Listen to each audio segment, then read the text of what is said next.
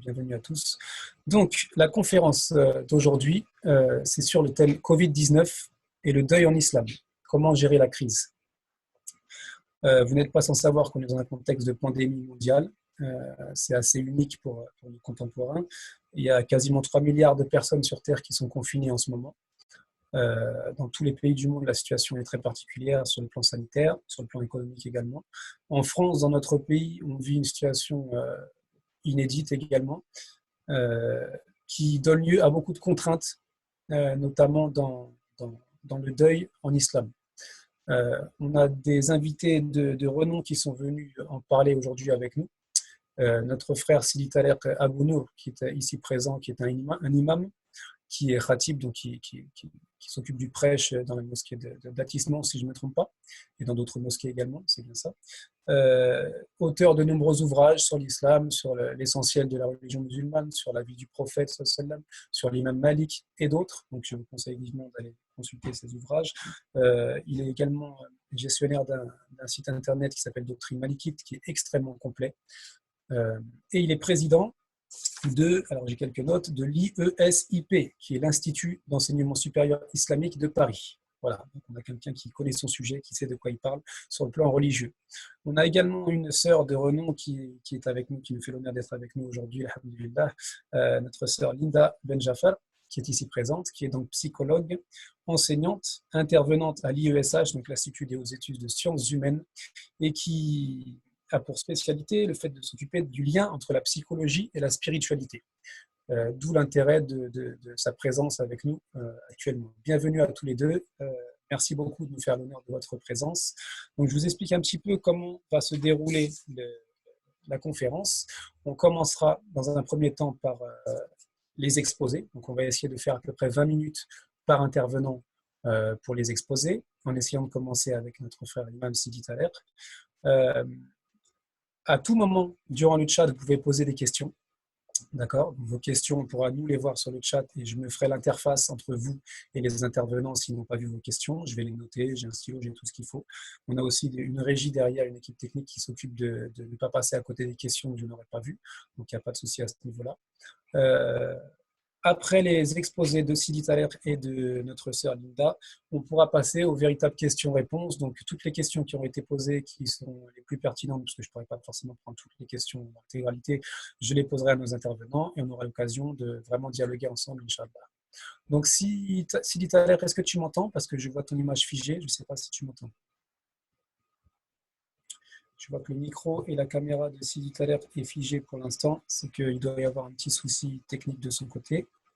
Si c'est le cas, on passera dans ce cas. Je voulais commencer à la base par l'aspect religieux de notre frère Imam. Mais si jamais il y a un problème technique, on passera directement à notre sœur Linda. Linda, est-ce que tu m'entends? Oui, salam alaikum wa rahmatullahi wa barakatuh. Wa alaikum salam wa rahmatullah. Donc, comme tu l'as constaté, il y a un petit souci technique au niveau de Sidi Talek. Donc, si tu es d'accord, on commencera par ton intervention. Je crois que tu as préparé un petit PowerPoint assez complet. Donc, je vais te laisser prendre la parole, Inch'Allah. Je pense que ça aurait été plus probant, effectivement, que ce soit notre cher frère qui prend la parole. Ah, voilà, donc tu vois, on va le laisser. Je pense que Dieu t'a entendu, alhamdoulilah. Le voilà de retour. Sidi Talek, salam alaikum. Wa alaikum salam wa rahmatullahi wa barakatuh. Alhamdulillah. Alors, salatu salam ala Sayyidina Muhammadin wa alihi wa sahbihi ajma'in. Tout d'abord, merci pour cette aimable invitation, pour cette belle initiative, surtout dans ces moments qui sont très difficiles pour tout le monde. Hein. Donc, c'est une crise planétaire, comme vous le savez. Cette crise n'a pas fait de distinction ni de discrimination. Hein. Elle touche vraiment l'humanité entière. Comme on l'a dit à plusieurs reprises, elle est porteuse de messages, elle est porteuse aussi de leçons, pour qu'on puisse évidemment nous recentrer sur l'essentiel et puis effectivement remettre les pendules à l'heure et surtout spirituellement, il y a des messages également pour les personnes évidemment qui veulent bien, on va dire, assimiler, comprendre avec l'intelligence du cœur ces messages subtils. Donc, pour ce qui est du deuil en islam, bien sûr, la première chose qu'il faut dire, c'est que la foi, l'iman, dont le réceptacle est le cœur, apporte évidemment un grand soulagement par rapport à cette épreuve que le Coran a appelée musibatul maut, l'épreuve de la mort, qui est une certitude, yaqin. Même pour ceux qui ne croient pas, la mort reste une certitude, reste quelque chose évidemment d'inévitable et dont personne ne connaît l'occurrence et le moment où elle arrive. Donc, elle arrive évidemment souvent avec surprise.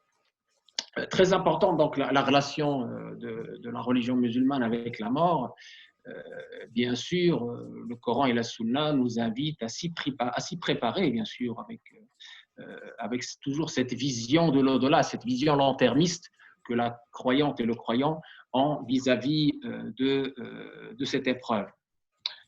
Ensuite, le Coran nous dit الذين إذا أصابتهم مصيبة قالوا وبشر الصابرين الذين إذا أصابتهم مصيبة قالوا إنا لله وإنا إليه راجعون أولئك عليهم صلوات من ربهم ورحمة وأولئك هم المهتدون. Le Coran, dans ce verset-là, nous invite à ce qu'on appelle la patience et l'endurance vis-à-vis des épreuves, et notamment de l'épreuve de la mort en général, et nous invite à prononcer, à invoquer le nom d'Allah en disant « Nous sommes à Dieu et à lui nous retournons ». Et il promet, pour les personnes qui ont su faire preuve de patience et d'endurance face à cette épreuve inévitable, il leur promet d'immenses récompenses au point que les savants, les ulama disent que les patients, leur récompense chez Dieu, cette récompense qu'il aura dans l'au-delà, n'est pas mesurable, que chaque hasana, chaque acte de bien que le croyant et la croyante adressent à Allah, il peut avoir une récompense mesurable, sauf la patience. إنما يوفى الصابرون أجرهم بغير حساب, nous dit le Coran. Les endurants, les patients, les persévérants, ils auront des mérites sans limite. Voilà, ça c'est très important. Et donc, la première chose, justement, face à cette épreuve inéluctable, c'est d'abord cette patience, cette endurance et cette espèce de satisfaction du destin qada d'Allah subhanahu wa ta'ala, parce que c'est Dieu qui donne, c'est Dieu qui prive. Et nous avons dans cela le meilleur modèle qui est notre dernier messager, sallallahu alayhi wa sallam, qui a été éprouvé, et notamment par une dure épreuve qui est la mort de ses enfants, notamment ses enfants mâles, ses garçons, qu'il a perdus à très bas âge. Et face à cela, donc, il a versé des larmes.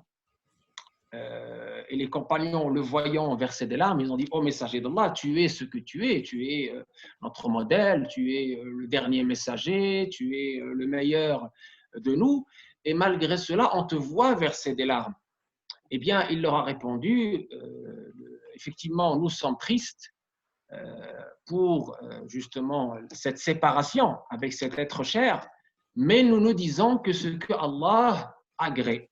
Inna lillahi wa inna ilayhi raji'un.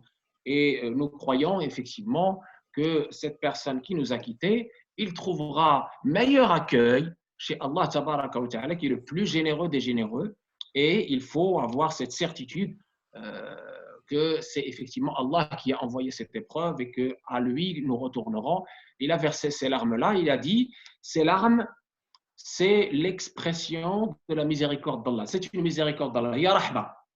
Et ce que, justement, le prophète nous a interdit face à cette épreuve-là, c'est les lamentations, les cris, le fait de déchirer les habits, ce qu'on appelle na'ihat, niyaha. Ça, effectivement, c'est une preuve d'insatisfaction, c'est une preuve de rébellion contre ce destin d'Allah, contre cette épreuve. Évidemment, donc je dis et je le redis, l'islam reconnaît cette tristesse, ce chagrin qui est tout à fait humain, qui a évidemment un moment, on ne peut pas être chagriné toute notre vie, qui a un moment. C'est pour ça que, par exemple, pour la femme musulmane, il y a le fameux deuil de 4 mois et 10 jours qui est imposé par le Coran. Hidad. Donc ça, c'est par rapport justement déjà à cette épreuve qui peut nous toucher à différents niveaux, par rapport à des êtres chers qu'on peut perdre, avec lesquels on va avoir cette séparation momentanée dans cette vie pour se retrouver dans l'autre vie, évidemment, parce que le croyant croit à la vie éternelle après la mort, effectivement, et effectivement là pour soulager et consoler, si ça peut consoler. Un jour, un jeune était en train de perdre la vie, était en train d'agoniser, et sa maman était à son chevet en train de pleurer et en train de se dire mais tu vas nous laisser à qui, je t'aime beaucoup, etc. Et cet enfant qui avait la foi, qui a fait cette force de la foi, il lui a dit patiente ma chère maman, et n'aie aucune crainte, n'aie aucun chagrin, parce que tu vas me livrer, je vais être livré à Allah tabaraka wa ta'ala, qui est plus généreux que toi, qui est encore plus généreux que toi, qui est encore plus accueillant que toi, et ne crains rien à ce niveau-là. Donc c'est pour ça que le prophète sallallahu, pour terminer cette petite partie, le prophète sallallahu nous a dit la yu'minu ahadukum illa wa huwa yuhsinu dhanna billah, c'est-à-dire que chacun de vous ne meurt qu'après avoir eu cette bonne présomption, ce bon jugement en Allah tabaraka wa ta'ala. Parce que si tu as cette certitude qu'Allah tabaraka wa ta'ala karim, généreux, qu'Allah tabaraka wa ta'ala est pardonneur, ghafour, qu'Allah tabaraka wa ta'ala est miséricordieux, eh bien, incha'Allah, Allah tabaraka wa ta'ala va réaliser cela. Donc, il va réaliser son pardon, il va réaliser sa miséricorde, il va réaliser sa générosité. Ça, c'est très important d'avoir cet espoir en Dieu jusqu'au bout, et surtout pendant l'agonie, pour qu'on puisse effectivement être accueilli par le miséricordieux, par le plus généreux, de façon, Inch'Allah, la plus, on va dire, qui va, Inch'Allah, nous être utile et bénéfique. Ça, c'est très important.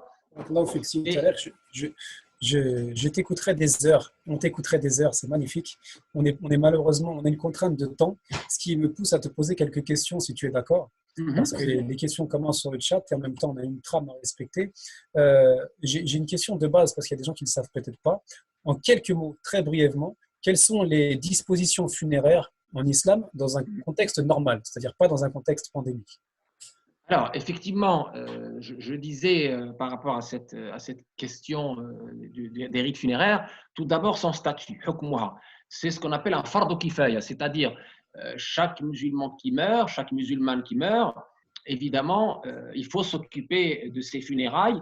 Si une partie de la communauté s'occupe de ses funérailles, alhamdulillah, l'autre partie de la Ummah, de la communauté, en sera exonéré, ne sera pas obligé de s'en occuper. Mais il faut une petite partie qui puisse s'en occuper.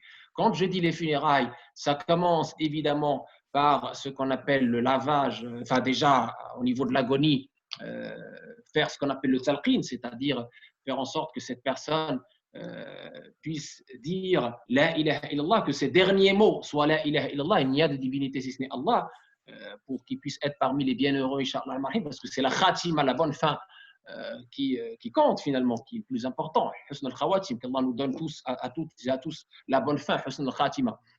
Et donc, ensuite, il y a ce qu'on appelle le lavage mortuaire, le ghusl. Ce ghusl, il est fait par, pas seulement l'imam, mais comme l'imam connaît, il fait. Ça peut être fait par la pompe funèbre, c'est ce qu'on a l'habitude de voir. Donc ce ghusl, c'est comme le ghusl de la janaba. Et après le ghusl, je fais vite, hein. Après le ghusl, évidemment, il y a l'enveloppe dans un linceul, kafan.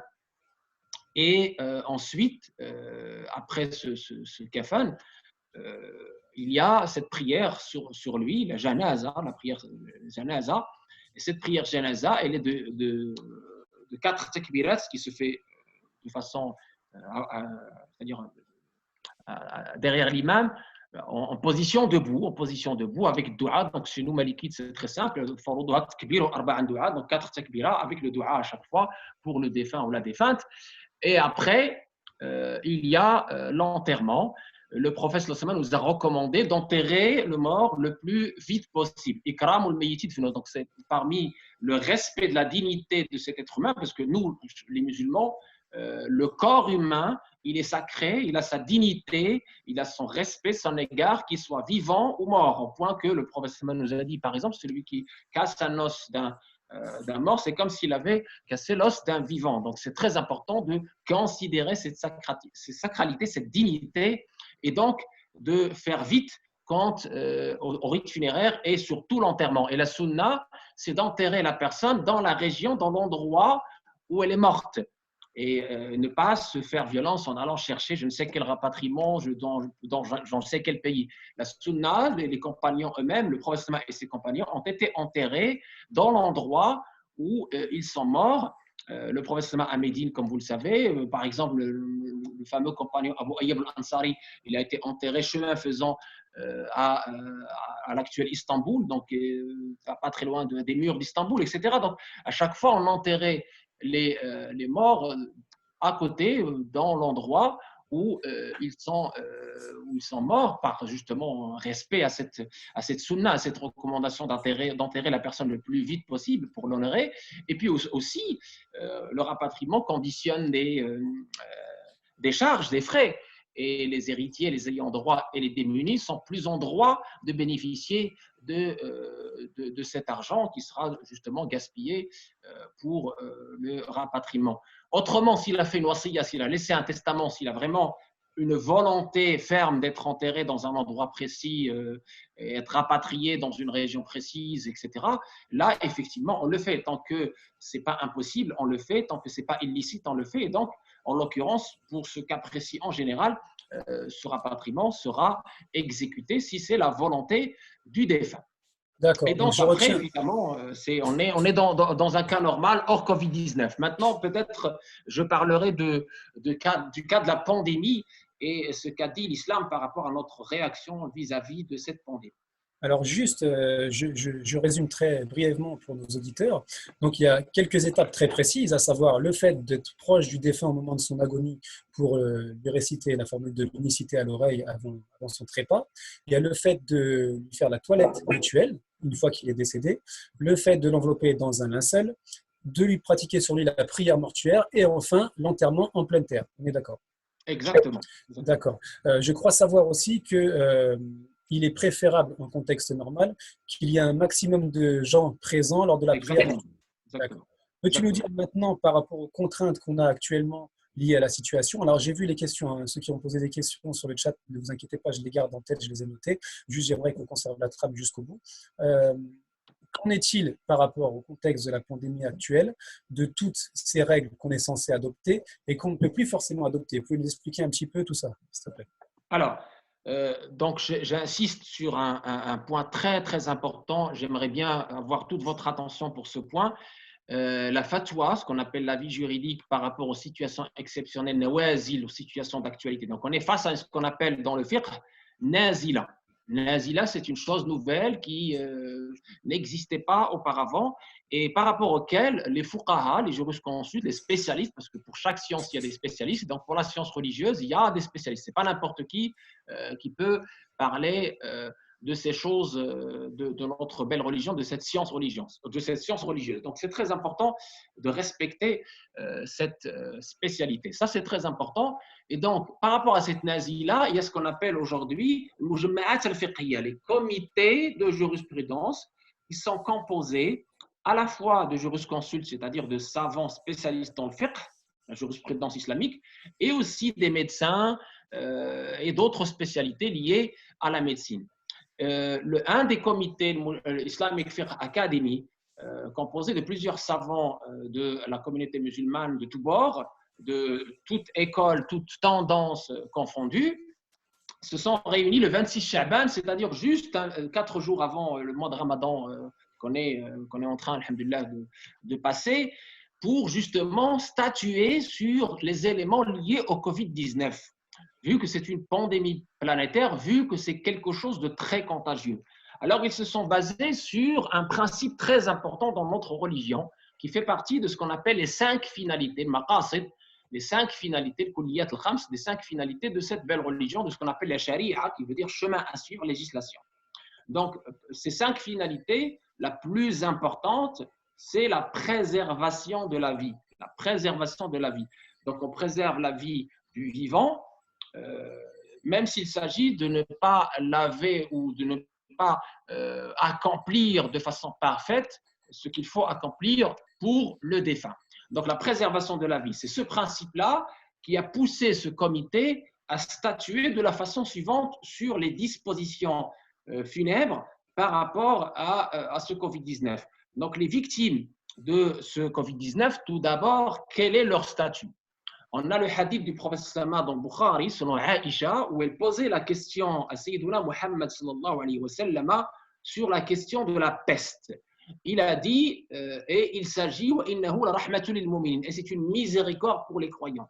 Et il a dit, celui qui reste, donc il a déjà incité au confinement, celui qui, si cette épidémie est dans un pays, dans une région, il faut y rester. Et ceux qui sont à l'extérieur, il ne faut pas qu'ils rentrent. Donc voilà ce que le prophète déjà, il y a 1400 ans, a préconisé. Et il a dit, la personne qui est restée dans cette région, qui ne s'est pas déplacée pour ne pas évidemment contaminer les autres, qui ne s'est pas déplacée, qui est resté persévérant, patient, en ne croyant que ne peut lui arriver que ce que Allah a décrété pour lui, eh bien, il aura les mérites du martyr.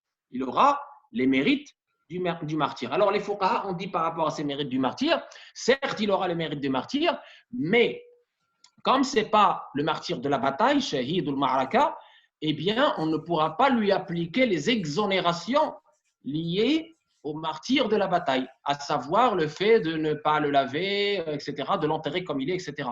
Donc là, on n'est pas dans ce cas précis, puisque le mat'oun, le mabtoun, le ghariq ou sahibul had, donc ces personnes qui ont subi des épreuves terribles et qui ont été victimes de cela, certes, ils ont le mérite du martyr, c'est-à-dire Allah va les bénir, va leur donner leur mérite, etc., mais ils ne sont pas exonérés des rites funèbres classiques qu'on fait pour tout un chacun.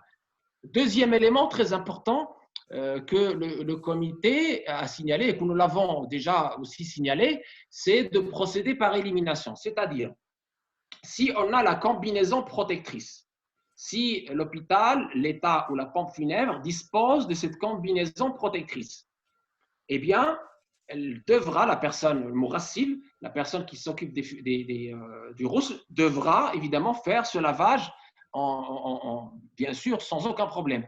Si maintenant, cette personne ne dispose pas de cette combinaison protectrice pour lui permettre d'être protégée contre toute éventuelle contamination par rapport à cette personne victime morte du Covid-19. À ce moment-là, il pourra l'asperger de loin. Sinon, s'il ne peut pas, si la loi ne le permet pas ou s'il y a un souci avec ça, on peut faire le tayammum. Mais avant, il y a aussi cette possibilité qu'on a dans certains pays musulmans, qui est utilisée dans certains pays musulmans, c'est le fameux robot. Hein, donc, on lance un robot qui lave, entre guillemets, qui asperge la personne d'eau, etc., pour qu'elle puisse évidemment faire ce toilettage, ce lavage rituel. Ensuite, comme aujourd'hui en France, cette personne-là est obligée d'être couverte par une couverture protectrice et en plus mis dans un cercueil, la pompe funèbre, elle reçoit ce cercueil. Malheureusement, on ne permet pas à toute la famille d'être présente. Ce n'est pas grave. Je sais que c'est au niveau affectueux, au niveau sentimental, ça peut être très difficile.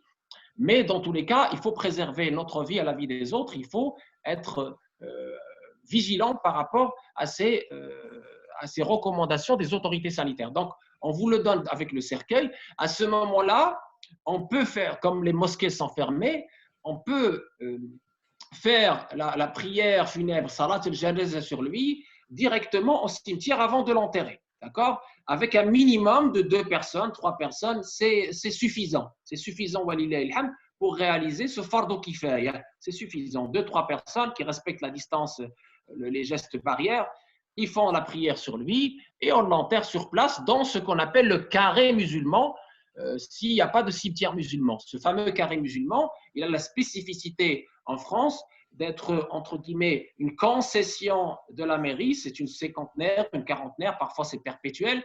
Et on dirige le corps vers la Qibla, vers la direction de la Mecque. C'est ce qui spécifie ces carrés musulmans. Et donc, il est enterré à ce niveau-là. On fait la prière sur lui. On pourra le visiter après, quand Inch'Allah Marhim, le confinement sera levé. Voilà grosso modo par rapport à ce Covid-19. Donc on procède par élimination et j'ai déjà assisté en plein Covid-19 à plusieurs malheureusement épreuves qui ont touché de plein fouet des amis, des imams aussi, parce qu'on a perdu quelques imams, il faut le dire. Donc, tout d'abord, j'adresse toutes mes condoléances à ces personnes, à leurs amis, à leurs proches, et je leur dis patientez.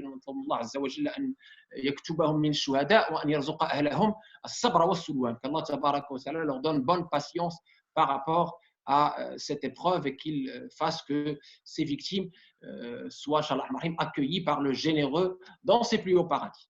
D'accord. Eh bien, écoute, Sidi, tout à l'heure, vraiment, je crois que tu as fait quelque chose de très exhaustif. Je vais essayer de reprendre les points vraiment principaux de façon très, très brève. En gros, en contexte normal, il y a des points essentiels, des étapes essentielles, à savoir la toilette rituelle, ensuite l'enveloppement dans un linceul, la prière mortuaire ainsi que l'enterrement en pleine terre.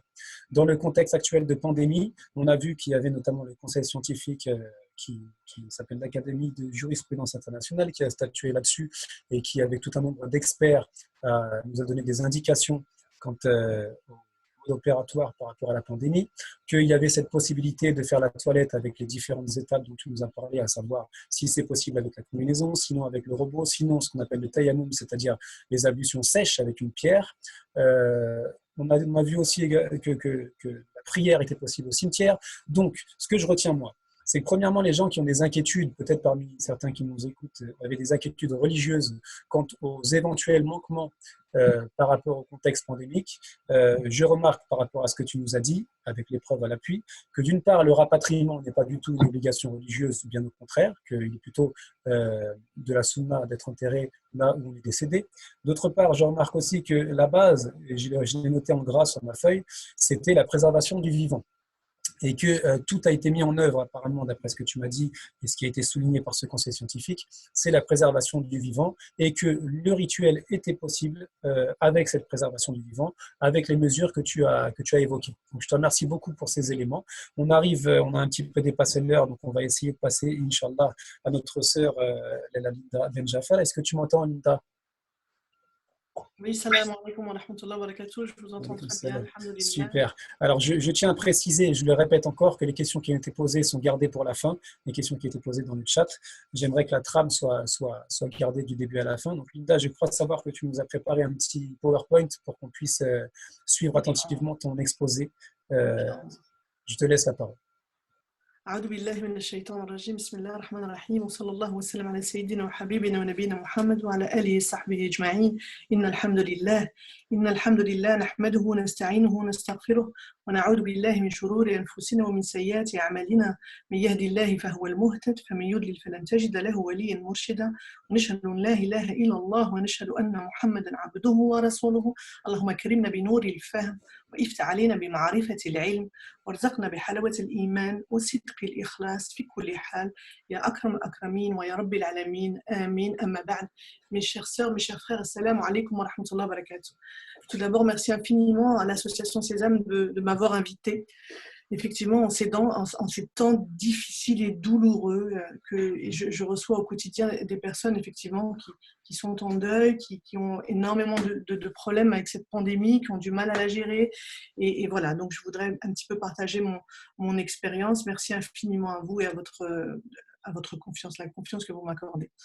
Alors, pour aller un petit peu dans la droite ligne de ce que disait notre frère Tariq, Allah yajzi bi khair, effectivement, peut-être que la première des choses à dire, à mon sens, et vraiment là, je ne vais vous parler que du point de vue psychologique, en fait, de ce que je vis avec les personnes endeuillées au quotidien. Je pense que les hommes et les femmes qui perdent un proche doivent pouvoir être entendus dans toutes les dimensions de leur souffrance. C'est-à-dire que, oui, bien entendu, alhamdoulilah, nous avons par la grâce de Dieu, vraiment, c'est juste un rempart des meilleurs dans des périodes d'endeuillement, mais en même temps, il faut comprendre que les personnes endeuillées doivent avoir l'espace, doivent avoir la possibilité de pouvoir s'exprimer. Pourquoi ? Parce que j'ai au bout du fil beaucoup de personnes qui sont en deuil et on me dit, mais en fait, quelque part, ils n'ont pas cette possibilité d'exprimer parce que c'est tout de suite, oui, mais tu sais, il ou elle est morte, ou alhamdoulilah, par la grâce de Dieu, shahid, et nous sommes en plein Ramadan, etc. Et quelque part, pensons bien faire, bien sûr, pensons bien faire, la personne va essayer d'amoindrir la douleur, donc ne pas laisser exprimer la douleur, et de l'endeuiller, tout simplement parce qu'il devrait tout de suite accepter. Oui, bien entendu, et par la grâce de Dieu, alhamdoulilah, nous avons cette possibilité, nous, effectivement, par notre foi, de dépasser cela, mais sauf que, et c'est ce que je vais essayer de vous expliquer, le deuil a des étapes. Et je pense que respecter ces étapes, c'est pouvoir accepter, le but il est là, vraiment d'accepter le plus rapidement possible, Inch'Allah, et pour pouvoir rétablir de l'ordre à l'intérieur de soi suite à ce choc, en fait, parce que c'est toujours un choc, le deuil est toujours un choc. Donc les funérailles, justement, sont des rituels propres à chaque culture, à chaque croyance, c'est des actes d'humanisation.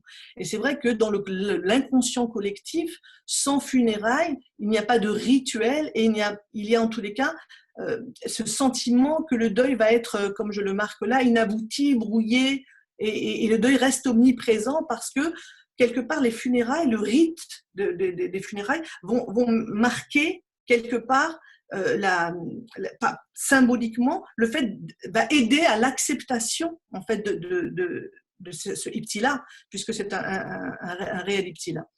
Et donc du coup, ce qu'il faut comprendre, c'est qu'à partir du moment où donc ritualiser la mort, c'est aussi permettre de l'accepter justement. Et lorsqu'il n'y en a pas, lorsqu'il n'y a pas cette possibilité, comme justement durant cette pandémie, c'est dire combien effectivement le psychisme humain peut avoir beaucoup plus de problèmes à aller vers l'acceptation. Donc, et donc, ce qui va primer, ce qu'il faut comprendre aussi, c'est que lorsque la mort survient, elle est là pour perturber les vivants. C'est ce qui fait sa fonction ontologique, et donc elle crée le désordre quelque part. Et simultanément, elle pousse les vivants à redéfinir les liens entre eux et avec les morts. C'est-à-dire que je vais m'interroger sur comment est-ce que je vais faire sans la personne. Donc, comment est-ce que je vais vivre avec une personne en moins chez moi, par exemple. Donc, je vais devoir m'adapter. Donc, c'est pour ça que ça crée vraiment un vrai désordre, un vrai chaos, un vrai choc au départ. Et ça, il faut pas l'ignorer. Mais aussi entre ma relation, comment est-ce que je vais pouvoir faire que psychiquement, cette personne continue à habiter en moi, mais de façon sereine, et que sa non-présence ne perturbe pas mon bien-être au quotidien. C'est-à-dire que je ne sombre pas dans ce qu'on appelle le deuil pathologique, dans ce qu'on appelle effectivement la non-acceptation du deuil, et du coup la dépression, etc. Donc vraiment, ça bouscule tout. C'est mon rapport au vivant, avec qui je vis, avec qui va rester, mais aussi mon rapport à la personne perdue, la personne défunte, et comment est-ce que je vais la faire revivre à l'intérieur de moi. Et donc, bien sûr, ce confinement perturbe les choses. Et nous sommes dans une recherche non-stop de solutions. Donc, et c'est vrai qu'il existe déjà, de par ce que je vis à travers les personnes que je suis, dans l'intimité des familles, il y a des rituels qui se créent. On essaye effectivement par des doigts, faire des choses pour pouvoir ritualiser, quand bien même le rituel n'est pas respecté comme il aurait dû l'être en dehors de la pandémie. Mais c'est dire combien justement ce confinement, tout simplement, et les deuils qui s'en suivent, vont exacerber la capacité d'adaptation de l'être humain. Il y a Ulil Albab, quand Allah Azza wa Jal nous interpelle à travers notre intelligence, il nous dit aussi la définition de l'intelligence, c'est la capacité d'adaptation. Donc je vais m'adapter justement à ce nouveau, comme nous sommes tous adaptés à ce confinement qui est arrivé d'un coup. Et donc on a tous mis en place des stratégies de compensation. Et donc l'être humain, effectivement, même en état de non-rituel possible, va mettre, et ça vraiment je fais confiance par la grâce de Dieu à l'intelligence de l'être humain, va mettre en place des stratégies, des rituels. Nous allons voir un petit peu qu'est-ce qui est possible de faire. Et donc dans cette pandémie-là, le deuil est double, dans le sens où on doit accepter la perte de l'être cher, mais aussi accepter des conditions qui sont les plus violentes pour l'être humain, il faut le savoir, c'est-à-dire que je ne peux pas aller me recueillir, je ne peux pas aller jusqu'au bout. Comme disait notre cheikh, voilà, parfois c'est qu'un robot qui va pouvoir subhanallah, laver mon être cher. Et voilà, et c'est quand même très violent psychiquement à supporter. Et donc, nous allons devoir mettre en place une analogie de l'ordre de l'acceptation. Parce qu'à situation exceptionnelle, j'aimerais vous dire, épreuve et réaction exceptionnelle obligent. Et nous allons devoir nous adapter.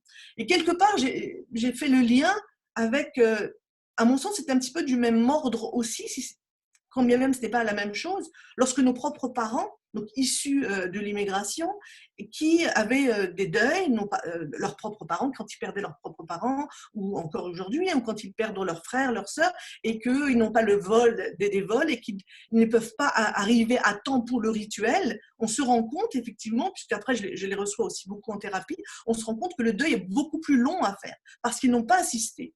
Donc quelque part, cette situation de pandémie qui paraît juste exceptionnelle, quelque part, j'aimerais vous dire que nos propres parents, donc la génération de nos parents, l'ont vécu, puisque eux ne sont pas comme nous, enfin, n'ont pas nos frères et sœurs ici, ils ont la famille là-bas, et le temps d'arriver là-bas, parfois, ils n'arrivaient pas, malheureusement, au rituel, et on se rendait compte, effectivement, que c'était beaucoup plus difficile pour eux. Donc, je pense qu'il faut, avant toute chose, avant de parler du deuil en soi, il faut prendre conscience de plusieurs choses, notamment de 3 choses. Mais il faut effectivement prendre conscience que ça va être difficile, voire très difficile. C'est une réelle épreuve, comme nous le disait le cheikh, bien entendu, mais si Dieu l'a permis, bien entendu, c'est aussi qu'il y a, c'est qu'il y a un khair dedans. Mais simplement être dans cette acceptation et accepter que la personne endeuillée ne puisse pas avoir le khair pour le moment. Ne puisse pas avoir le khair que cette personne est morte en plein Ramadan, en plein Sha'ban, dans les mois saints, qu'elle va mourir et alhamdoulilah dans un état de shahid. Allahumma barak, il n'y a vraiment pas mieux, Allahumma barak. Mais ça, il faut comprendre aussi que c'est difficile à l'accepter de prime abord, au départ. Bien sûr, avec l'acceptation, ça va arriver, mais tout de suite, dire ça à la personne endeuillée, ce n'est pas la soulager parce que ce n'est pas la réponse à son besoin premier, vraiment au niveau psychologique.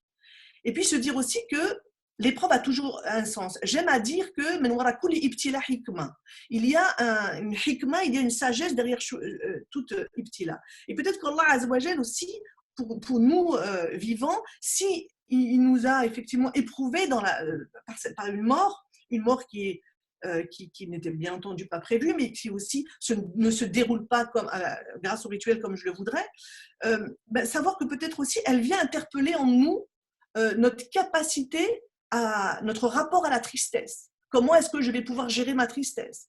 Comment est-ce que je vais gérer la notion de la perte? Comment est-ce que je vais pouvoir vivre sans cette personne? C'est dire combien à chaque épreuve de notre vie, notamment et surtout celle de la mort, elle vient nous interpeller dans quelque chose qui est en nous, dans notre intériorité à nous, que je dois travailler justement. Ce n'est jamais en vain, ce n'est jamais pour rien. Mais encore une fois, si tu es éprouvé, c'est que tu as les épaules pour pouvoir aller jusqu'à la fin de cette épreuve. Sauf qu'au début, lors du choc, et on va le voir, ce n'est pas audible pour la personne.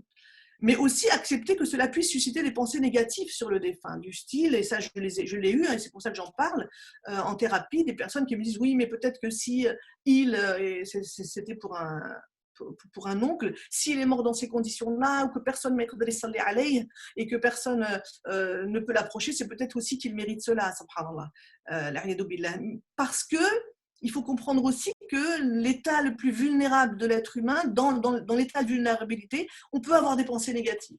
L'important, c'est de ne pas les laisser s'installer, surtout pas. De la même façon que quand il part un vendredi, on est heureux et on se dit « Masha'Allah, Allahumma barik », etc. Donc, peut-être accueillir tout ça et ne pas aller à l'encontre.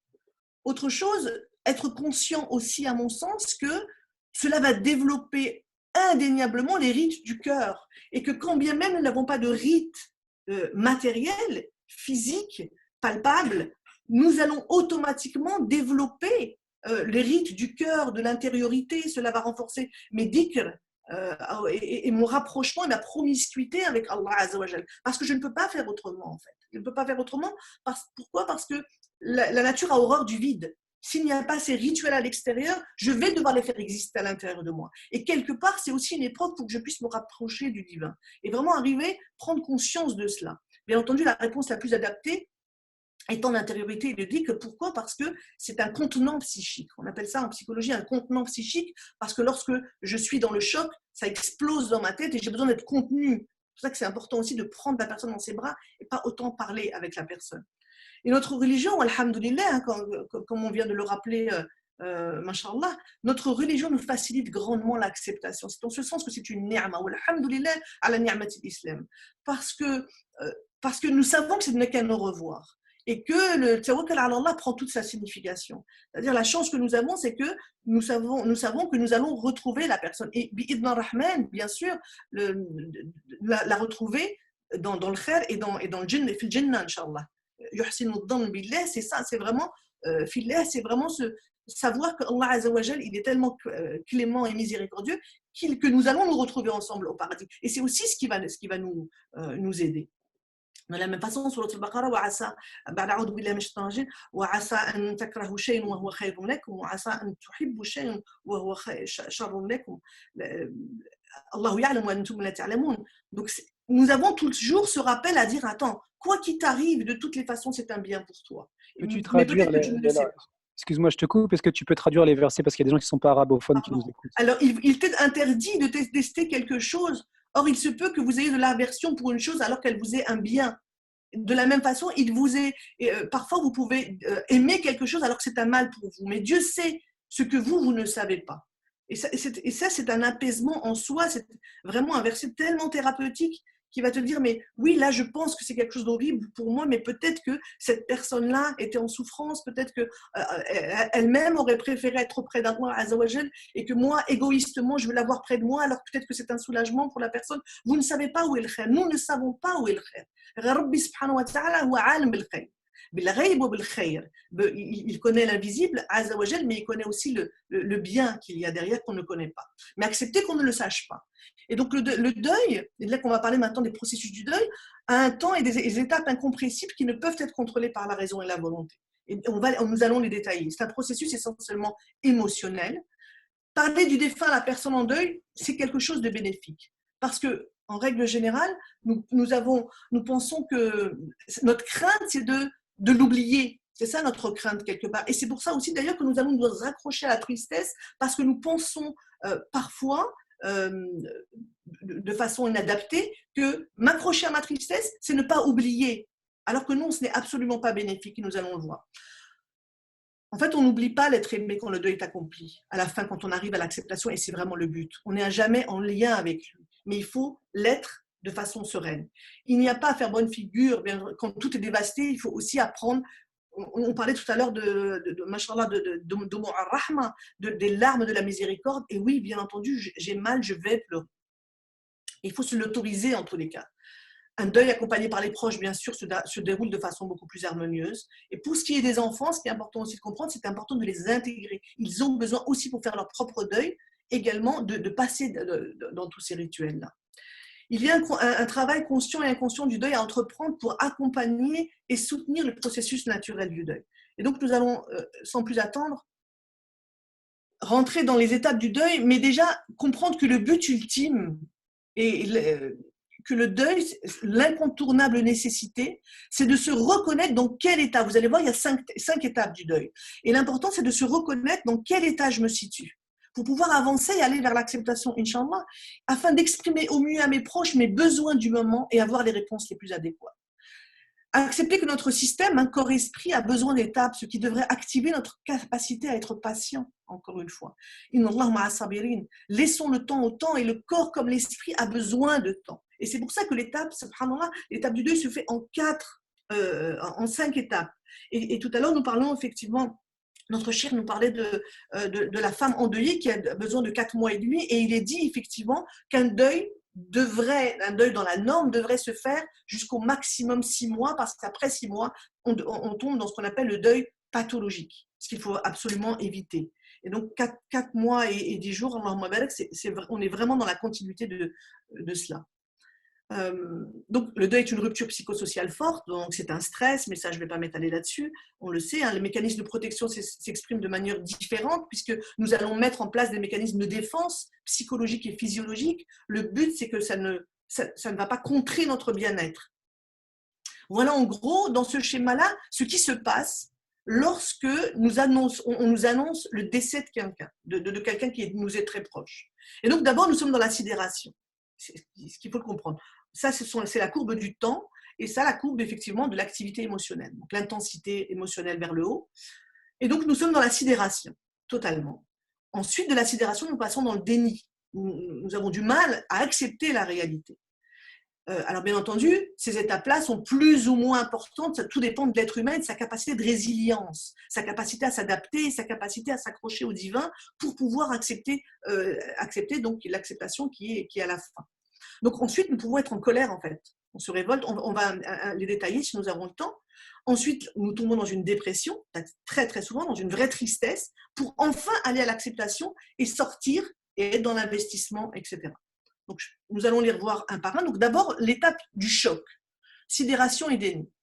Donc, passer une courte phase à la personne endeuillée est comme submergée par l'annonce de la disparition. C'est une perte brutale qui la laisse sans émotion apparente, comme un état de sidération. Donc, ça, il faut aussi accepter que parfois, l'important, c'est que ça soit le plus court possible, mais que ça peut durer. Réaction temporaire salvatrice à une douleur insurmontable. Le déni, la négation des faits. Donc, nous n'y croyons pas. On a énormément de mal à y croire, surtout si on ne le voit pas. La personne croit en une illusion, un cauchemar. C'est une phase brève, mais qui peut se révéler lourde de conséquences si la personne est incapable d'y mettre fin.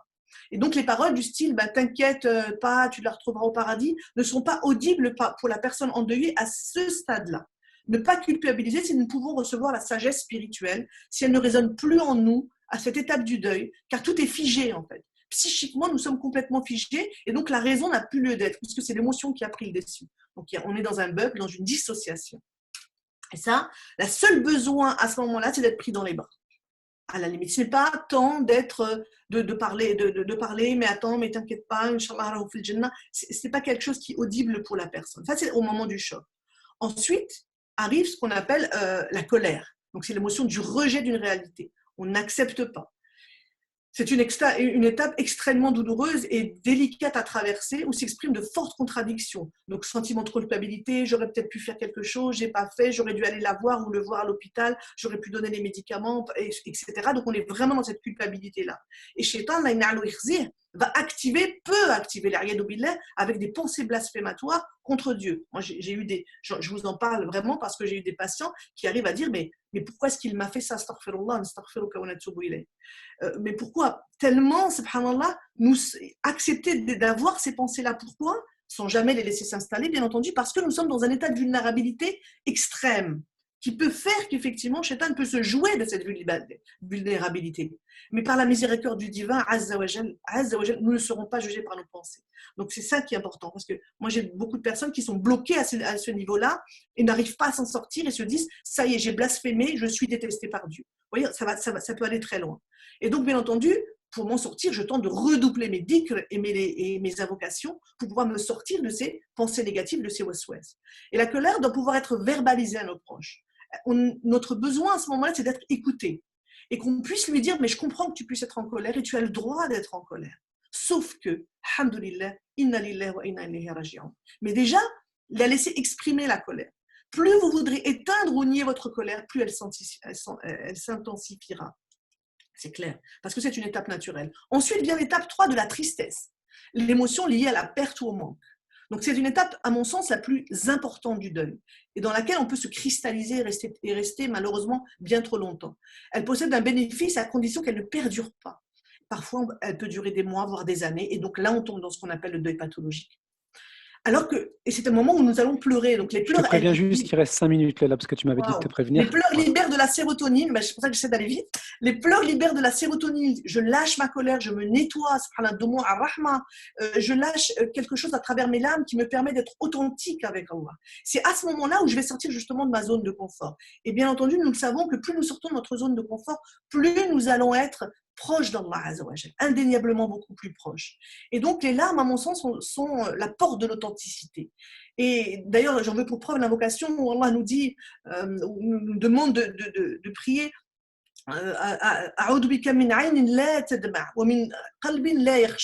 vraiment, nous demandons à Dieu de ne pas avoir des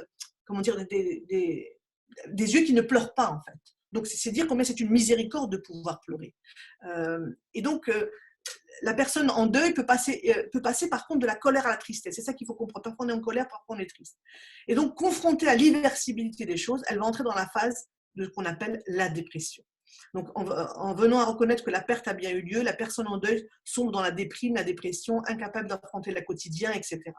Et cette phase du deuil, si elle stagne trop longtemps, doit alerter sur un état pathologique. Le problème, il est là. Maintenant, l'acceptation, alhamdoulilah, par la grâce de Dieu, et je ne cesserai de le répéter, qu'effectivement, nous avons tous les éléments dans notre merveilleuse religion pour pouvoir trouver ce qu'il nous faut pour accepter. Donc, trouver en ressources propres, avec ou sans accompagnement, la force de sortir de sa douleur et de son isolement, distance avec son chagrin, s'interroger sur les moyens de se reconstruire, reprendre ses activités. La réalité, elle est enfin admise. Elle peut réintégrer le cours de ma vie. Parfois, je m'accroche à la tristesse par peur de l'oubli, c'est ce que je disais tout à l'heure. Donc, pour contrer la peur de l'oubli, ce qui est important, c'est pouvoir mettre peut-être des albums photos pour ceux qui ont des photos, faire des films souvenirs, pour pouvoir garder en esprit cette personne, mais de façon positive. Se reconnecter à soi avec le souvenir en moi de ce proche. Et la bonne question, à mon sens, étant comment se rattacher à mon intériorité afin de garder le lien avec le défunt sans être submergé par la tristesse. Vous voyez? Donc, Et donc, à partir de quel moment on va voir qu'on accepte lorsque l'on va parler du défunt au passé? C'est vrai, il était ceci, il était cela, Allah yarhamou. Là, effectivement, nous sommes déjà dans l'acceptation parce que nous arrivons à temporaliser et à parler de lui au passé. Lorsque l'on arrive à lui faire des invocations, des sadaqa, que ce soit un puits, une mosquée, peu importe, parce que des sadaqa qui vont pouvoir lui être attribués. Alhamdoulilah, on a cette force-là. Lorsqu'on arrive à réorganiser son emploi du temps, j'ai beaucoup de familles qui malheureusement veulent garder la chambre intacte, inhabitée, que les affaires personnelles ne sont pas touchées, alors que absolument pas. À partir du moment où je vais commencer à ouvrir la chambre et y habiter, alhamdoulilah, c'est déjà le début de l'acceptation. Accepter, c'est précisément faire sans la personne défunte et comment faire. Donc ça, c'est dernière chose, j'ai juste les solutions. Il y a 3 solutions et je vous rends la parole. Priver des rites, qu'est-ce qu'on peut faire effectivement? Nous pouvons, bien entendu, peut-être avoir des rites, déjà des doigts, sadaqa, recueillement, faire autrement afin d'adorer Allah davantage, se rapprocher de lui. Je sais que ce n'est pas facile pour tout le monde, tout dépend dans quelle étape du deuil il se trouve, mais le but c'est de faire autrement, de s'adapter autrement et surtout de se rapprocher du divin. On invente des rituels, peu importe lesquels, dans l'espoir de pouvoir bien se réunir de nouveau pour rendre un dernier hommage. Alors, beaucoup se disent, après le déconfinement, nous allons faire une sadaqa, nous allons faire une soirée avec lecture de Coran, alhamdoulilah, et ce sera une sadaqa, et à ce moment-là, ça va signer la fin et l'acceptation. Des deuxièmes funérailles existent dans de nombreuses civilisations.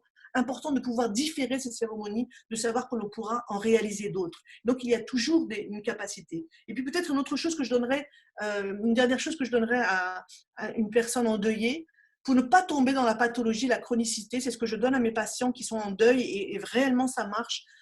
Arriver peut-être quand je n'arrive pas à m'en sortir et que je suis submergée toute la journée par la tristesse, donner rendez-vous à son deuil. Donner rendez-vous à son deuil, c'est lui donner sa place. Par exemple, durant Salat al-Fajr, c'est à ce moment-là où je vais pouvoir me vider, où je vais pouvoir invoquer, où je vais pouvoir faire mes doigts, pleurer et vraiment être en promiscuité avec lui, avec le défunt. Rendez-vous bi-quotidien pendant Adkar al-Sabah ou Adkar al-Masa. Je me permets de me souvenir du défunt, de le pleurer, mais vraiment dans la rahma. J'accepte d'être triste car c'est précisément l'émotion de la perte. Et donner rendez-vous, c'est cadrer. Donc, ça devient beaucoup plus supportable. Bien sûr, ça peut absolument déborder, mais il est certain qu'à partir du moment où je sais que c'est à ce moment-là, et une fois que je referme le tapis de ma prière, alhamdoulilah, je vais à mes occupations. Donner ce rendez-vous à ce deuil, je peux vous assurer qu'il va commencer à s'amoindrir. Et enfin, dernière chose, se souvenir par écrit des moments très agréables passés avec le défunt. Écrire pour maintenir le souvenir de la personne en positif. Marquer les beaux souvenirs de la personne pour, incha'Allah, les immortaliser, la haballah ta'ala, azza wa jal. Voilà ce que j'avais à vous dire aujourd'hui et je suis ouverte pour les questions, incha'Allah. Barakallahu fik. Merci beaucoup, Linda. C'était magnifique, hyper intéressant. Je pensais à pas mal de choses pendant que tu t'exprimais avec ton PowerPoint, notamment aux gens peut-être qui nous écoutent, qui ont probablement vécu des périodes de deuil récentes liées à ce Covid, mais je pensais aussi aux gens qui nous écoutent et qui sont peut-être, parce que je sais que parmi les gens qui nous écoutent, il y a des professionnels de santé, peut-être des gens aussi qui ne connaissent pas forcément autant de choses que toi à propos de la religion. Et je trouvais ça hyper intéressant, le fait de lier ta formation et tes connaissances en psychologie avec tes connaissances religieuses. Je trouve qu'à mon avis, hein, à mon humble avis, je pense que les gens qui ont subi des décès et qui sont en période de deuil, qui arrivent à avoir une oreille comme la tienne, qui a ses connaissances psychologiques, et en même temps qui font le lien avec le spirituel, c'est vraiment prépondérant. Donc je voudrais que si tu veux bien, si tu as un conseil à donner, parce que là tu as donné tout un tas de conseils très intéressants pour les gens qui subissent ce deuil, mais aux gens qui nous écoutent, qui sont des professionnels de santé, qui puissent avoir quelques clés qui font le lien entre l'aspect psychologique qu'ils ont peut-être déjà par rapport à leur formation de professionnels de santé avec le spirituel, tu vois, des petites clés comme ça, 2-3 éléments, ce serait vraiment magnifique, s'il te plaît. Alors, peut-être avant tout, la question, je ne la comprends pas vraiment, c'est est-ce que c'est vis-à-vis d'eux-mêmes ou vis-à-vis de ce qu'ils vivent, vis-à-vis des gens endeuillés? Comment est-ce qu'ils peuvent faire le lien? Alors, je te parle des professionnels de santé pour qu'ils puissent avoir des clés pour les gens qui le rencontrent et qui subissent ce genre de deuil. D'accord. Alors justement, leur parler des 5 étapes du deuil qui sont très importantes et leur dire simplement que vous devez prendre votre temps au niveau des 5 étapes, mais surtout essayer de visualiser, mais où est-ce que vous en êtes aujourd'hui? Est-ce que c'est vrai que vous allez passer par la colère, c'est vrai que vous allez passer par la tristesse, par la dépression avant de pouvoir accepter, mais toujours se situer et pour pouvoir connaître ses propres besoins, puisque chaque étape a un besoin particulier. Comment se situer? Est-ce que là, vous êtes dans quoi? Vous vous sentez que vous n'acceptez pas. Mais ça veut dire quoi? Vous êtes vraiment dans la colère? Vous êtes dans la tristesse? Est-ce que vous faites des va-et-vient entre les deux? C'est vraiment important de partir sur ce concept-là d'étape du deuil pour savoir dans quoi est-ce qu'ils se sont enquistés et surtout comment faire pour pouvoir passer à celle d'après. Ça, c'est la première des choses. Et s'ils ont effectivement cette fibre spirituelle, walhamdoulilah, puisque je ne cesserai de le dire, le Coran Karim, c'est le livre de psychologie par excellence et c'est la thérapie et c'est vraiment subhanallah, l'antidépresseur par excellence. Et donc, s'ils ont en plus cette fibre-là, pour moi, c'est un plus. Alhamdoulilah, essayez effectivement, un petit peu comme je vous l'ai dit, de leur faire comprendre combien est-ce que se rapprocher du divin, c'est être contenu, se rapprocher du divin qui vous aime plus que peut-être même la personne qui est partie, et que c'est lui, Azza wa Jal, peut-être qu'à travers cette ibtila, il veut simplement que vous vous rapprochiez, donc c'est peut-être aussi par amour pour vous qu'il vous éprouve comme toute épreuve en dehors de la mort, et donc pouvoir avoir ce discours-là de clémence et de miséricorde en comprenant que ça peut être très difficile, mais en comprenant aussi que nous avons cette chance, nous, par la grâce de Dieu et par cette belle religion, de pouvoir nous en sortir et d'accepter 10 fois plus que si nous n'avons pas cette spiritualité, justement. Magnifique, merci beaucoup. Je trouve ça vraiment hyper important. Cet élément-là, c'est vraiment une clé, je trouve. Il y avait une question qui a été posée dans le chat. Les étapes du deuil sont-elles les mêmes chez l'enfant, l'adolescent, que chez l'adulte, celle que tu as décrite tout à l'heure, et comment leur faire accepter le deuil, le cas échéant? Exactement. Alors surtout, oui, chez l'enfant, l'adolescent, et c'est exactement les mêmes 5 étapes du deuil, justement les faire accepter en les faisant prendre conscience, en les faisant conscientiser et verbaliser sur où est-ce que tu en es. Tu sais, tu es en colère, tu as le droit d'être en colère. Tu es triste, je comprends ta tristesse. Maintenant, il va aussi, vous êtes vous en tant que parent, l'exemplarité même. Si vous sombrez justement, c'est ça le gros problème, les neurones miroirs dans notre cerveau vont faire que je vais être en miroir à toi. Si toi, tu ne sors pas de ta tristesse depuis plus de 6 mois maintenant, et que tu es au fin fond du trou, mais comment moi, ton enfant, je vais pouvoir aller au-delà en fait? Comment est-ce que je vais pouvoir m'en sortir? Comment je vais pouvoir aller mieux alors que toi, maman, papa, je te vois par terre? Donc nous sommes aussi l'exemple, elle redoit pour nos enfants, et donc c'est aussi à faire un travail sur nous, mais tout en accompagnant dans notre enfant, en lui disant c'est normal que tu sois en colère, c'est normal que tu sois dans la tristesse, je comprends, regarde, moi aussi je suis dans la tristesse. Et donc par exemplarité comme ça, pouvoir le mener vers l'acceptation autant que nous-mêmes nous pouvons, Inch'Allah, aller vers cette acceptation. Barakallahu fik. Je constate là sur le partage d'écran que tu as fait qu'on peut voir les coordonnées de ton cabinet. Donc c'est bien ça, hein, Linda? Oui, totalement. Sur Cachan, dans le 94, mince, pardon. Sur Cachan, comme sur Troyes, dans la ville de Troyes aussi, je donne des consultations. Cachan, c'est pas loin de Paris. Bon. Je vois qu'il y a ton numéro de téléphone aussi qui s'est affiché. Il me Attendez, semble que tu as une chaîne YouTube également. Oui, alors c'est Ben Jaffer Linda, et là je donne beaucoup de conférences, beaucoup de conseils. Ben Jaffer Linda, subhanallah. Alors attends, Ben Jaffer Linda, psychologue, tout simplement sur YouTube, D'accord. effectivement, où j'ai répertorié pas mal de conférences, Alors, effectivement. le cas où les gens perdent ton numéro, ils peuvent… Ah ben voilà, super. Je vois qu'on le voit à l'écran là. 0380, c'est mon secrétariat pour les consultations. D'accord. Et pour les demandes de formation, comme vous voyez, je fais pas mal de formations un dimanche sur 2. Pareil, Super. dans la ville de Cachan, dans le 94, à ce numéro-là, Inch'Allah. Ok, donc n'importe qui suit ce chat et qui a envie de t'appeler pour Bien une sûr. information ou pour un soutien quelconque peut le faire. Marhaba. Marhaba bikoum, Inch'Allah. Merci beaucoup, Linda. Merci beaucoup. Je voudrais… Est-ce que, Sidi Tariq, est-ce que tu m'entends? Est-ce qu'on est toujours connecté?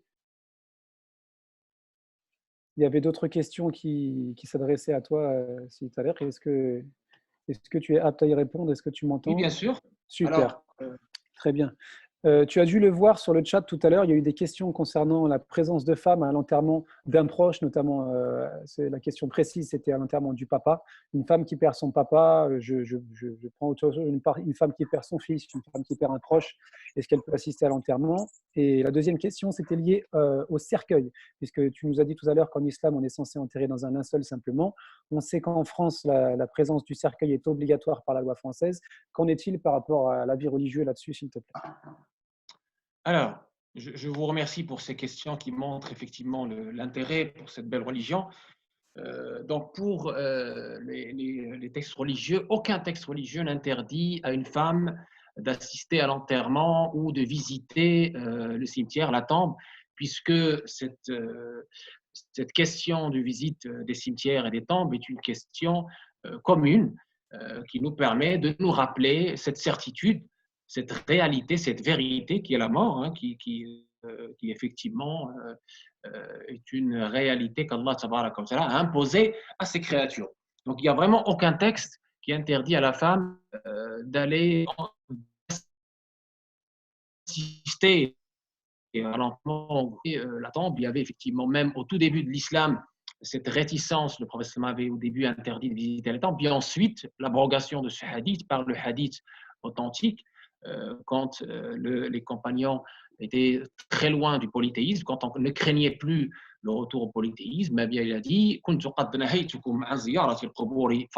vous avais interdit de visiter les tombes, maintenant visitez-les. » Effectivement, parce qu'il y a là-dedans des leçons pour nous, et donc la mort est quelque chose qui doit éveiller en nous cette rencontre avec Allah wa ta'ala, cette vie après la mort, et aussi cette préparation que nécessaire pour chaque personne intelligente pour ce jour inéluctable. Ça, c'est pour la première question, est-ce qu'une femme peut assister à l'enterrement de son père? En toute évidence, oui. Et je dirais aussi, pour compléter cette question, la question aussi de ce qu'on peut faire pour un défunt, il est évident que ce que vous pouvez faire pour un défunt est nombreux et varié, puisque justement le hadith authentique nous éclaire en nous disant que quand la personne meurt, ses actions cessent, sauf 3, et parmi ces 3-là, évidemment, le dua qu'on peut faire pour lui, les invocations qu'on peut faire pour lui, les aumônes qu'on peut donner en son nom, etc., etc. Donc tout cela arrive, Inch'Allah, au défunt et crédite son compte positivement chez Allah, si on peut faire cette parabole ou cette comparaison. Ça, c'est très important. Ensuite, les fuqaha sont d'accord dans la règle générale que ce n'est pas recommandé d'enterrer dans un cercueil, puisqu'il faut le contact avec la terre, puisque le prophète n'a pas fait comme ça, mais il ne s'est pas prononcé contre ça non plus. Donc, on enterre dans un cercueil que s'il y a une excuse ou une contrainte, selon les fuqaha. On peut néanmoins enterrer un musulman dans un cercueil, même en règle générale, si la terre est très molle, ou si le corps est brûlé, ou s'il est découpé en parties. Dans ces cas, la sunna consiste à mettre un peu de terre dans ce cercueil avant d'y mettre le défunt. Enfin, si l'État l'oblige, comme c'est le cas dans un certain nombre de pays, comme le cas de la France ou de l'Angleterre, à ce moment-là, il n'y a pas de souci, il n'y a aucun problème, il n'y a pas de souci à mettre justement le défunt dans le cercueil pour respecter la loi, parce qu'il n'y a rien contre non plus, donc il n'y a pas de souci. On enterre déjà nos morts, pour votre information, on enterre déjà nos morts dans les carrés musulmans, dans les cimetières musulmans ici en France, dans ces cercueils-là, et ça n'a posé problème à personne. Super, merci infiniment de tes réponses hyper précises. Moi qui suis directeur d'une pompe funèbre musulmane dans le sud de la France, parce que je pensais à la sœur là, qui me disait, Shaima sur le chat, merci, on m'a toujours dit que les femmes n'avaient pas le droit d'assister à l'enterrement. J'ai constaté, moi, depuis 3 ans que nous exerçons en tant que pompe funèbre musulmane, des milliers et des milliers de mauvais conseillers, de gens qui n'avaient ni lu le Coran, ne connaissaient ni les hadiths, et connaissaient très peu de choses sur l'islam, qui donnaient des conseils, l'air très sur d'eux. C'est la raison pour laquelle nous invitons des gens compétents ce soir. Enfin, c'est la raison pour laquelle il est absolument nécessaire de s'adresser à des gens qui ont les connaissances et les capacités de répondre avec des preuves à l'appui. Merci beaucoup aussi, Thaler, c'est essentiel. Est-ce qu'il y a d'autres questions sur le chat? S'il n'y en a pas, nous conclurons. Alors, je regarde le chat. Moi, je veux juste réagir par rapport à la sœur qui a dit, effectivement, on m'a toujours dit que les femmes n'avaient pas le droit. Il y a beaucoup de on m'a dit, hein, dans la communauté musulmane.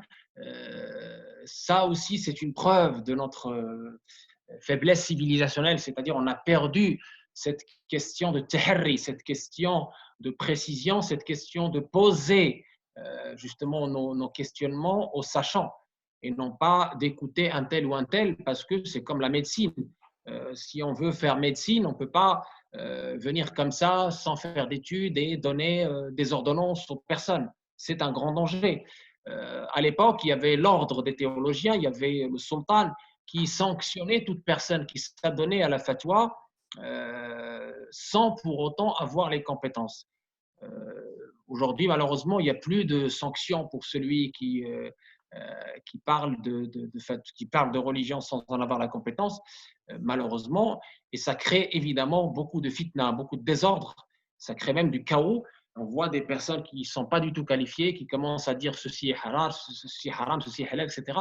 Ça, c'est très dangereux, c'est très grave. On doit tous lutter contre ces phénomènes mentants de ces personnes non habilitées qui donnent des fatwas sur la religion et qui mettent en danger notre stabilité et aussi notre relation avec l'autre. Et je dis tout simplement, si un médecin aujourd'hui, un médecin qui a fait bac plus 10 ou plus, voit quelqu'un qui n'est pas médecin en train d'ouvrir un cabinet et de donner des ordonnances, etc., qu'est-ce qui va se passer? L'ordre des médecins va se saisir tout de suite de l'affaire et il va être tout de suite sanctionné. Donc, ça doit être exactement la même chose pour les sciences de la religion.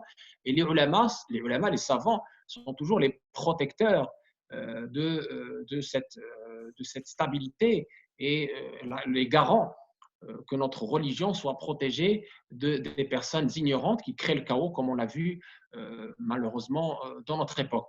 Oui, il y a la question des coutumes, mais la coutume n'est pas… Donc, il y a une personne qui nous dit les coutumes, l'orf, et autres. Certes, il y a les coutumes, mais attention, la coutume a des limites, c'est-à-dire on ne peut pas interdire au nom de la coutume, on peut respecter la coutume, on a le droit de respecter telle ou telle coutume si elle ne contredit pas la loi divine, mais on ne peut pas, au nom de la coutume venir ici en France et dire oui, mais vous ne pouvez pas aller voir votre papa qui est enterré à tel endroit parce que l'islam vous l'interdit. Non, l'islam ne vous l'interdit pas. Ça, c'est très important. Moi, depuis tout petit, j'ai vu ma mère au bled aller visiter la tombe de son papa. J'ai vu des femmes assister aux enterrements. Simplement, les fuqaha qui sont réticents par rapport au fait qu'une femme assiste à l'enterrement, ils mettent en avant l'aspect fragilité d'une femme et qu'elle risque de crier, de déchirer les habits, etc. Donc, c'est du cas par cas. Donc, on ne peut pas effectivement généraliser et en donner une règle. Donc, ça reste du cas par cas. Si la personne est fragile, même un homme, hein, il peut ne pas assister à l'enterrement. Donc, mais bon, après, c'est plus une question psychologique. Je laisserai la spécialiste en parler. Donc, ce n'est pas forcément une question religieuse. C'est une question de fragilité et de relation peut-être avec cette question de la mort, cette question de l'enterrement, ces rites funèbres. Merci beaucoup, Sidi Thaler. Merci infiniment. Là, je vois qu'il y a un dernier message sur le chat. Je n'ai pas envie qu'on rate quelque chose avant de conclure. Tradition et coutume pour notre religion. Ouais, on reste dans le même. Effectivement, voilà, on reste sur la même lancée, à savoir que nous avons des gens qui sont compétents, des savants qui ont étudié très longuement de la même façon que les médecins ont étudié très longuement pour pouvoir guérir quelqu'un. Il faut absolument se référer aux gens qui sont compétents et ne pas se polluer l'esprit et polluer l'esprit de la communauté avec des fausses vérités qui sont liées à des coutumes qui n'ont rien à voir avec la révélation. Linda, merci infiniment de ta présence. Nous notons tes coordonnées. S'il y a besoin de quoi que ce soit, on sait que les gens pourront te contacter. On se rappelle de ta chaîne YouTube qui porte ton nom, Linda Benjafer. En tapant Linda Benjafer, psychologue sur YouTube, vous tomberez dessus, n'hésitez pas. Sidi Tarek Abounour, merci infiniment de ta participation. On rappellera tes ouvrages, on rappellera ton site qui s'appelle Doctrine Malikite. Vous tapez Doctrine Malikite sur Internet, vous tomberez dessus. Énormément de choses qui ont été dites ce soir sont disponibles sur ce site. Donc, c'est vraiment… il y a énormément d'informations. C'est une mine d'informations, c'est magnifique. Je conseille vivement tes ouvrages également qui sont hyper intéressants et dans la droite ligne de ce qui vient d'être dit à l'instant pendant cette conférence. Merci à tous d'avoir participé. Je vous invite à pouvoir réagir sur le site du Facebook de l'association Sésame. Vous avez la possibilité de poser à la fois des questions, de pouvoir revenir en lien avec ce qui a été dit pendant cette conférence sur ce Facebook-là. Et puis, je vous dis effectivement à très bientôt pour de prochaines conférences toujours aussi enrichissantes, intéressantes, avec nous l'espérons, des invités aussi intéressants qu'aujourd'hui. Merci infiniment à tous. Barakallahu fikoum. Sidi Tarek, est-ce que tu pourrais finir sur une petite dua, une petite prière, de préférence un peu en français, avec un peu d'arabe, si tu peux, ce serait magnifique, Sidi. Inch'Allah, donc avec grand plaisir. Je ne sais pas si je suis entendu ou pas. Très bien, si on t'entend. Alors, je vais régler simplement le micro. Bismillah.